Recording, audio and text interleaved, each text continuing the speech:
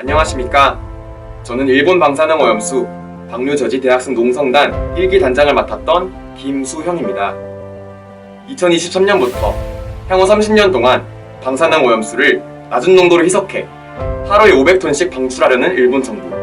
지난 8월 25일에 발표한 오염수 처리 계획안에서는 후쿠시마 방사능 오염수를 해저 터널을 통해 해안에서 1km 떨어진 바다로 방류하기로 결정했습니다.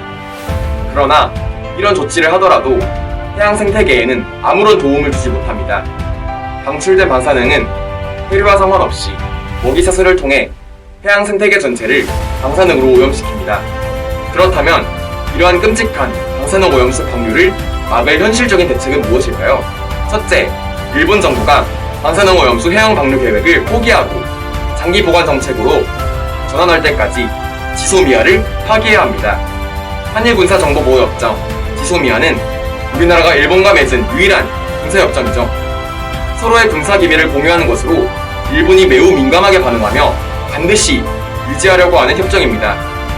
이미 2019년 강제보복 당시에도 위안부, 강제징용 문제에 대해서 사과하지 않는 일본에게 좋은 일 할 필요 없다며 많은 국민들이 지소미아를 파기해야 된다는 목소리를 냈습니다.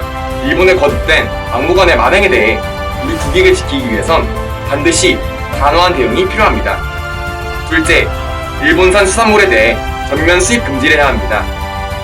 그동안 후쿠시마 인근 8개 현에서 나온 수산물 수입 금지를 실시 중이었으나 더 나아가 일본산 수산물 전체를 수입 금지해야 합니다. 셋째, 국제해양법재판소에 일본 정부를 즉각 제소해야 합니다. 국제해양법 협약을 보면 해양오염물질을 인접국에 전가하는 것을 금지하고 타국에 환경 피해를 주지 않도록 보장하고 있습니다. 해양 환경에 대한 심각한 피해를 방지하기 위한 가처분 형태의 잠정 조치를 국제해양법재판소에 청구해 일본의 방류 조치를 저지해야 합니다. 넷째, 일본 정부의 투명한 정보 공개를 요구해야 합니다. 일본 정부는 방사능 오염수를 보관하고 있는 당사국으로서 현재 얼마나 많은 오염수가 어느 정도로 오염되었는지 정확한 사실들을 전 세계인들 앞에 공개해야 할 의무가 있습니다. 실제 오염수와 관련된 정보가 전혀 알려지지 않아 국민들의 불안감이 극대화되고 있는 상황에서 일본 정부가 오염수와 관련된 정보를 모두 투명하게 공개할 수 있게끔 정보 공개 청구를 실시해야 합니다. 바다는 인류 공동의 자산이자 인류 전체의 미래입니다.